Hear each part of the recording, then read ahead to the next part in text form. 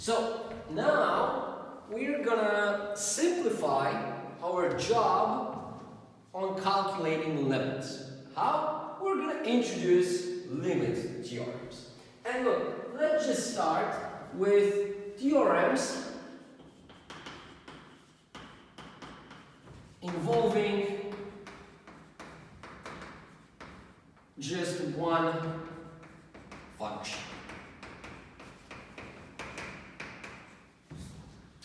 Okay, so let's start with theorem number one. And this theorem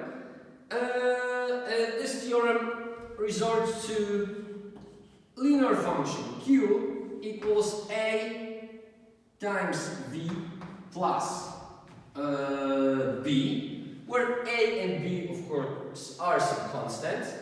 In this case, of course, limit of the function with v approaching n is equal to a times n plus b. And look, it's as simple as that. We get that when we have a linear function, all we've got to do in order to calculate a limit is to substitute appropriate value in which we want to evaluate the limit, and that's it. So look, if our function is q equals 3v plus 2, and we want to evaluate limit with v approaching 1 out of 3v plus 2, we're going to get that this is 3 times 2 plus 2, so 6 plus 2, which is 8. Okay, and look, the next theorem we're going to put in is even simpler, because actually it concerns a part of the linear function, and this is a theorem when q is equal to b, and b is a constant. So we've got a constant function. And look, here again, without any calculation, we can figure out that if q is always equal to b, then regardless of the value at which we want to of n at which we want to evaluate the limit is always going to be the same. So limit with v approaching n out of the constant, of course, is equal to this constant. So it is just b.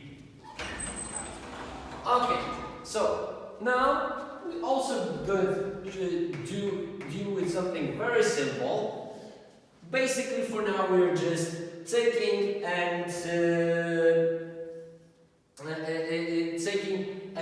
simplifying what we already know. Look, if q is equal to v, then limit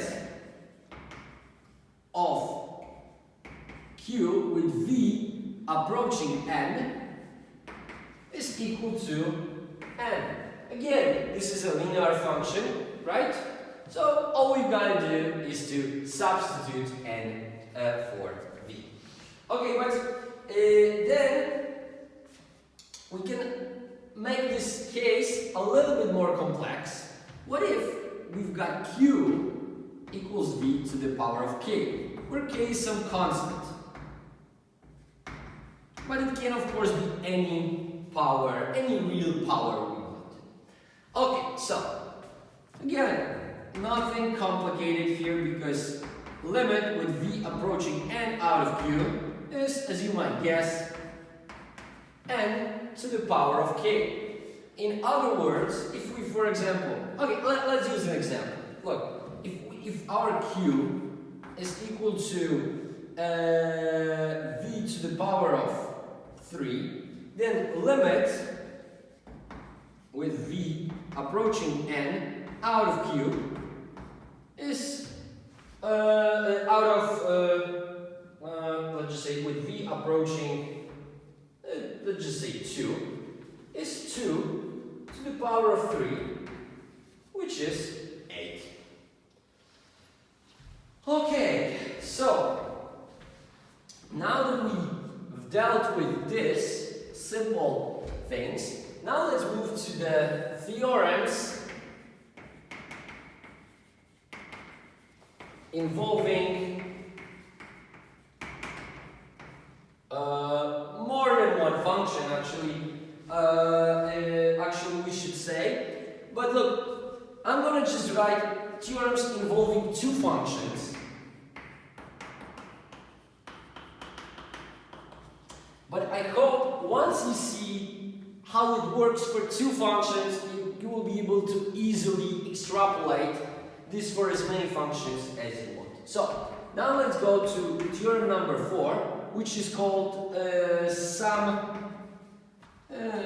difference theorem.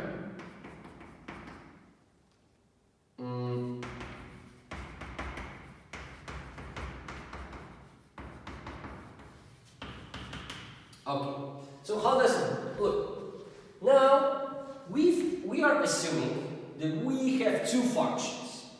Let's just say one is going to be called Q1, the other one is going to be called Q2. So, what we did is we evaluated limit with v approaching n out of the first function, Q1, and we calculated that it's equal to L1. Then we calculate the limit with v approaching n for the different function, Q2, and we found out that it is equal to L2. So now the question is, what would be the limit with v approaching n out of Q1 plus Q2? And look, this case is extremely simple because it is simply equal to limit with v approaching n of Q1 plus limit with v approaching n out of Q2, which is equal to L1 plus L2. So, in other words, we can say limit of the sum is equal to the sum of the limits. But, as the name says, this is a sum difference theorem. So, as it turns out, the same will also work for subtraction. So, limit of a difference is equal to the difference of the limits. Okay. The next theorem we're going to have is product theorem.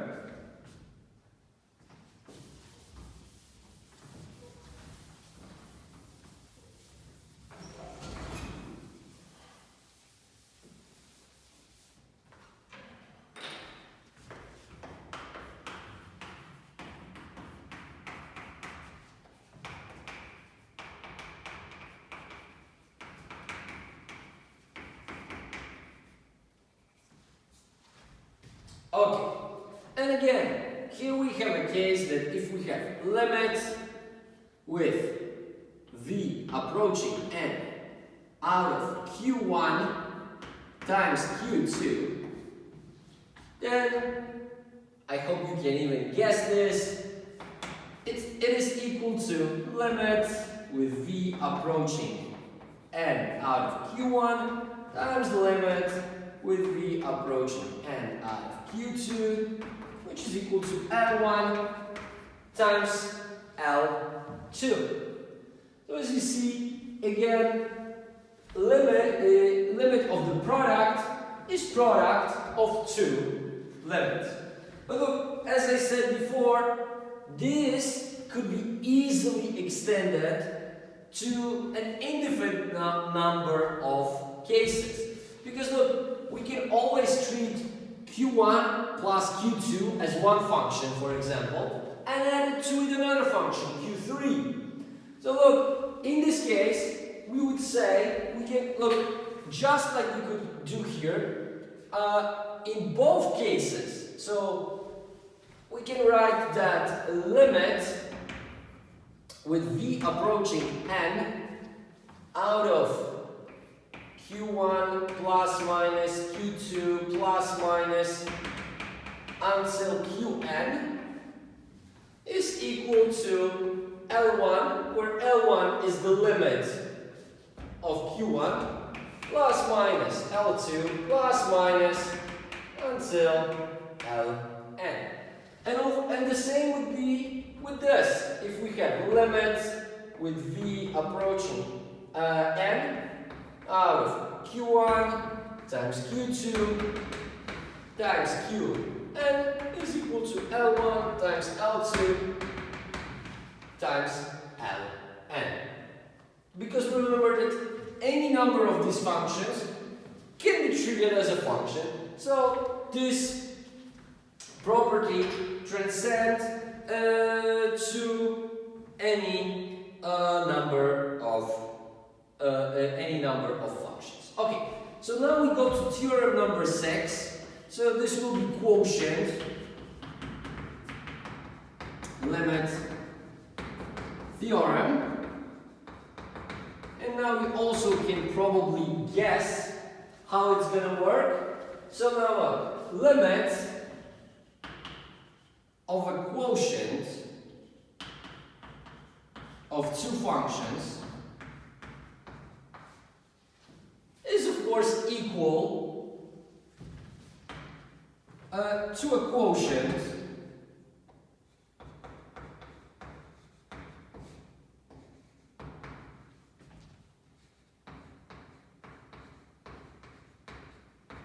of two limits. But of course, in this case, we need to make a concession. The concession is that limit with v approaching n out of q2 equal to L2 must be different than 0 because we cannot divide by 0. Okay, maybe let's illustrate this one with an example, although I assume that this is not very complicated, so... Okay, so if I have a limit with v approaching 0 out of v plus 1 over v plus 2, look, in this case, we don't know yet appropriate theorem to deal with this. Have we dealt with this function before? Look, it's not a linear function. This is not there is not a power function. So technically, we don't know how to deal with this. So what we should do here is to evaluate each limit separately.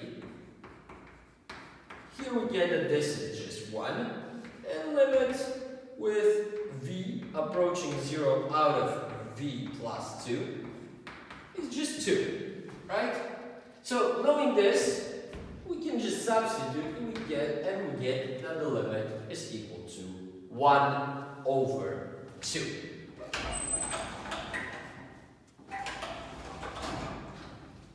Okay, and look, now that we have dealt with so many simple theorems, maybe it is right about time to get to some more complex functions. Okay, so now let's move to the polynomial function.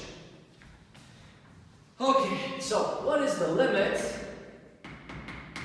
of polynomial function?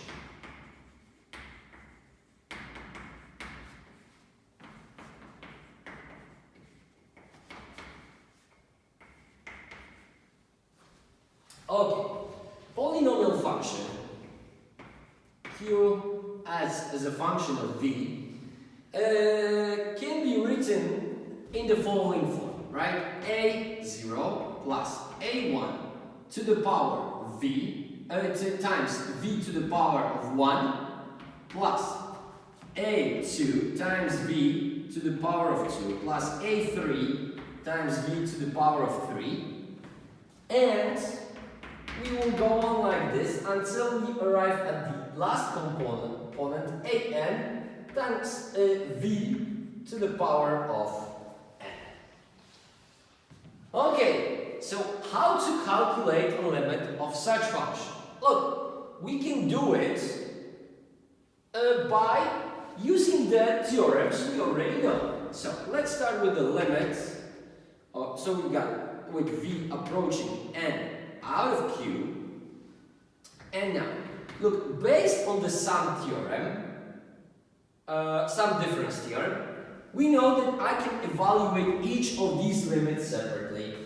So I would have here limit with v approaching n out of a0 plus limit with v approaching n out of a1v plus, okay, I'm going to skip this one because this is going to be very repetitive. A limit with v approaching n out of a2v squared, and plus we have the last component would be limit with v approaching n out of an vn. Okay, and look, let's just look what we've got here. Now, here we've just got a limit of a constant, right? Because a0 is the parameter in this function. So it's going to be equal to a0. Now, over here, we've got a limit of a product, right? So it could be rewritten into limit with v approaching n out of a1 and limit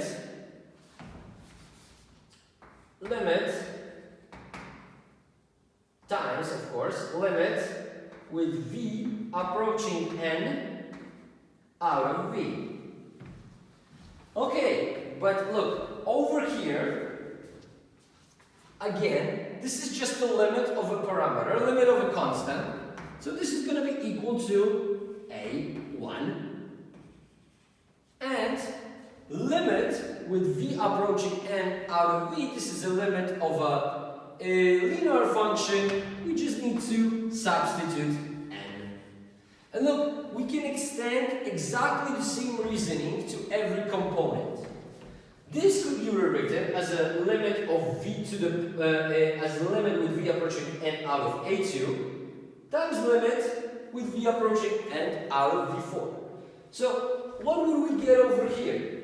Out of this one, we would get a2, which is the limit of the constant, times v to the limit of v to the power of 2, so n to the power of 2. And by the same reasoning, the last component would be equal to an times n to the power of n. So this is how we obtain our final result in here, that limit of the polynomial function given over here would be equal to a0 plus a1 times n plus a2 times n squared plus a3 times n cubed plus until n to the power of n. Okay, so look, again we've stumbled on a very pleasant result. Why pleasant? Because look, if I want to calculate a limit of polynomial function, all I need to do is to substitute the value that I'm interested in, right? V, as v approaches n, if n is 3, I just replace every n with 3. If n is 0, I replace every n with 0. That's it. Okay, so this actually brings us to another thing. Because, look, what we observe thus far is that certain functions are actually limits of certain functions are really easy to calculate.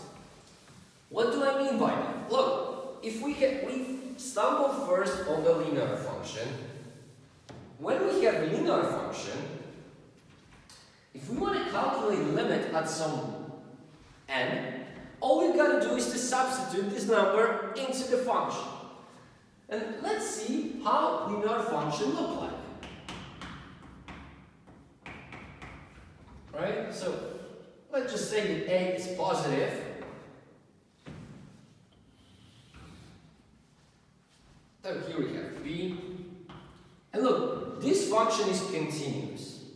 Oh, I already skipped a little bit. Yeah, but look, this function is constituted by a line. Look, I can draw this entire function by not picking up my my piece of chalk from the blackboard. But look, if I would like to draw a function, quadratic function, v squared plus bv plus c, the graph for this function is a parabola, right? Again, we know that quadratic function is a special case of polynomial function that is also continuous. And look, I can easily draw this function without picking up my piece of chalk from the blackboard. And look, in general, polynomial function, so function in the form a0 plus a1v plus a2v squared plus a3v cubed plus until an vn. Well, as I mentioned in one of our previous videos, function like this looks like a wave, right? It is full of valleys like this and hills. So, example of a function like this would be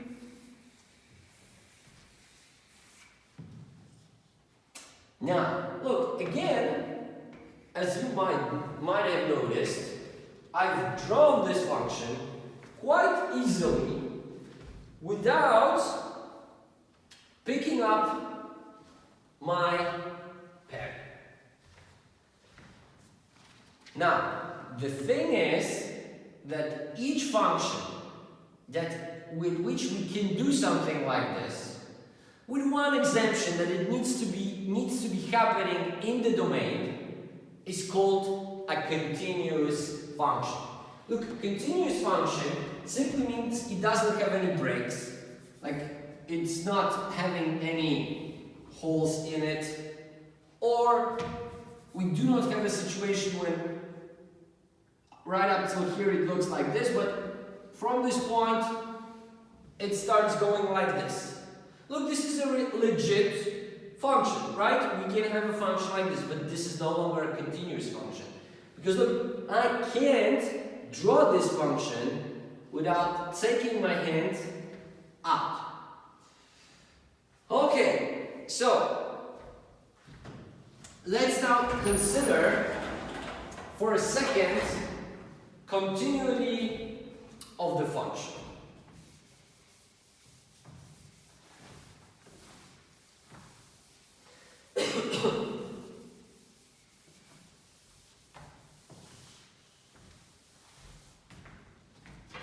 So,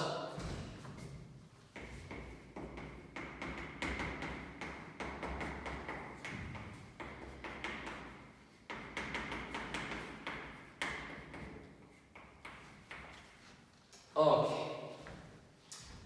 Well, of a function, right? A function. Of a function. Okay. So, look, we say that function Q equals f of v is said to be continuous in the domain if the following condition is fulfilled. And look, condition looks like this. That limit with v approaching n out of q, so out of this function, or preferably we would write it as f of v, y, I hope you'll understand in a second, is equal to f of n. Okay, look, what does it mean? Look, it means that the limit of a function is equal to the value of the function at the point at which we are considering. So at point n. Look, remember, like, how to understand it? Look, generally it goes like this, that if you have a continuous function, this means that, for example, if you're interested in this point, then you see from the graph of the function that it leads you to this point. Now, from this part of the graph, you see that it leads you to this point. Now, if actually value of the function is at the point where your function is leading you to, so where it has the limit, this function is continuous. And, of course, if it turns out that here, this point is cut out of the domain, or for some reason it's placed over here, and is no longer continuous. But look, again, if in order to draw it, I need to pick up my chalk and start drawing over here. Okay, so this, what you see over here, is a formal definition of the continuity of the function. Now, look, if we look at it really close, you'll see that actually within this definition we have three requirements. Okay, number one is that n needs to be in the domain of the function. So we can use n, right? Then we've got the second requirement is that a limit with v approaching n out of f of v exists. And finally, the third requirement is that this limit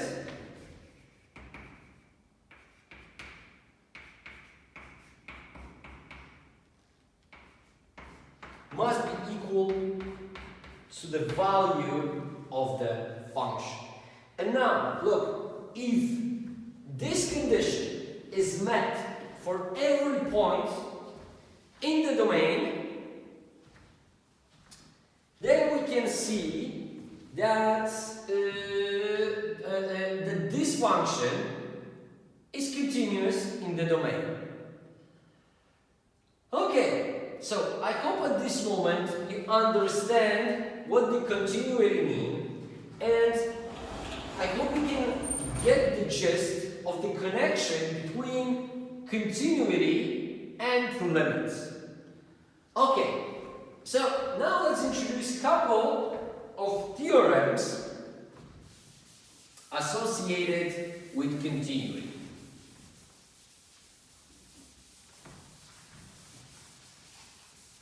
Okay, so theorem number one goes like this.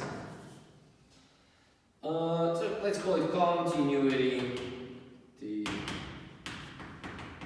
theorems.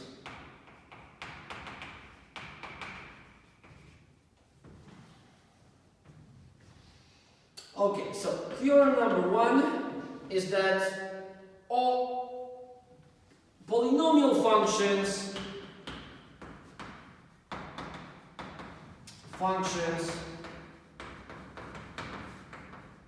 are all continuous.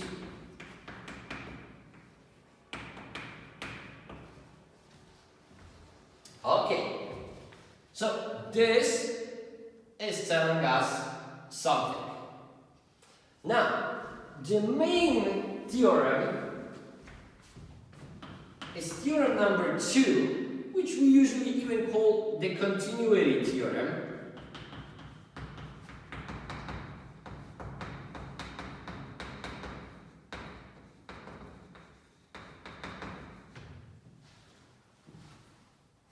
And it goes like this. Some difference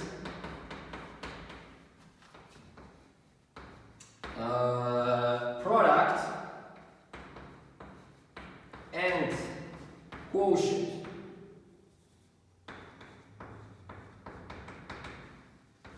of any finite number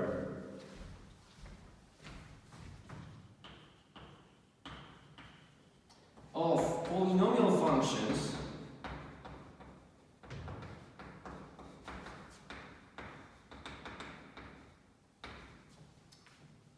is continuous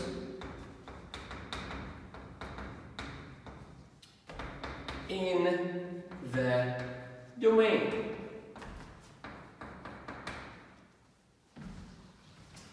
Okay, look, I want to notice one thing, one difference between these two theorems. Look, in here I didn't write in the domain, because look, domain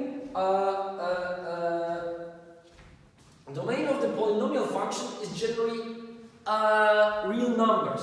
We can restrict it, but still this function is going to, but still, the principle is that this function is going to be continuous. If we restrict the domain of polynomial function, we will have to add this.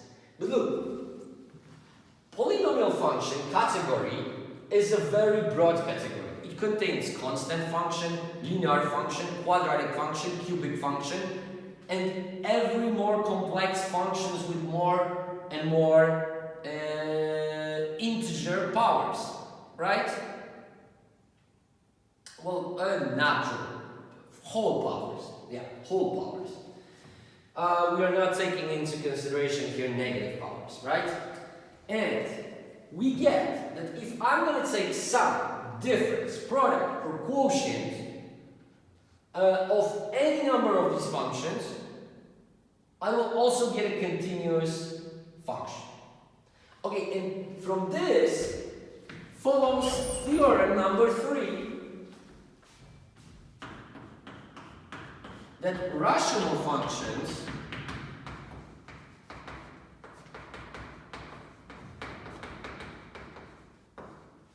are continuous in the domain. What were rational functions? Remember, rational function is a function that we have obtained by division of two polynomials. So if I have a0 plus a1v plus a2 v squared plus until a2, I'm sorry, an v n, and if if I divide it by b0 plus b1v plus b2 v2 plus bm vm, because remember those two don't need to be the same, and of course they can have different components within. Some of them might be missing because some of them b2s or of b's or a's can be equal to 0. All those functions are continuous in the domain, because remember, because we are dividing here, we need to exclude every possibility of the function in the denominator being equal to 0. Look, within this function, we have a possibility of m0 places. So we need to exclude those. But look, this should also point you to another thing, that some difference in product of any finite number of polynomial functions is continuous. Not only in the domain, everywhere. Assuming that, of course, the domain wasn't restricted to begin with. Okay, and look, I don't think this requires further examples, but let me just give you one. So look, let's just say that we've got a function for v squared over v squared plus 1.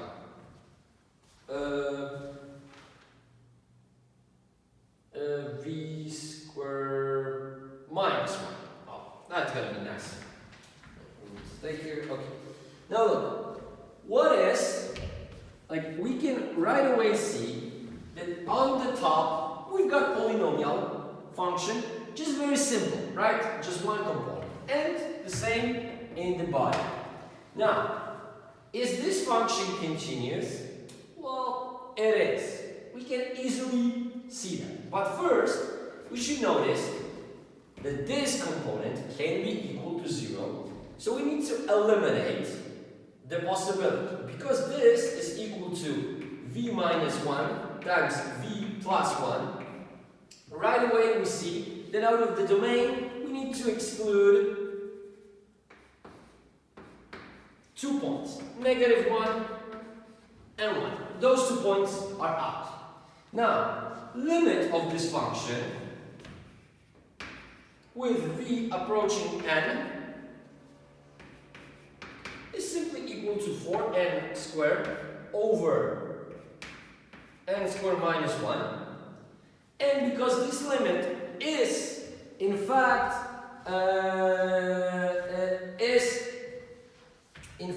equal to the value of the function, yeah, this is continuous. Okay, look, we've learned this far a lot about limits and about continuity. But look, our primary goal in this part of the class, so in calculus, was to calculate the derivative. And we're gonna go back to this topic that we kind of abandoned for a while in the next video.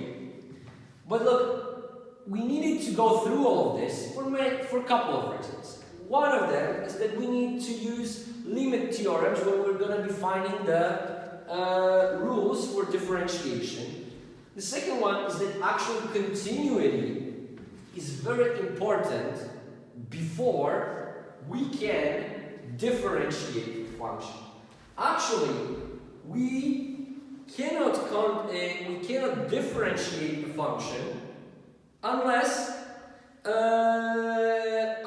it's continuous. And actually, as I'm going to demonstrate to you in the next video, this is actually not enough. We need a little bit more.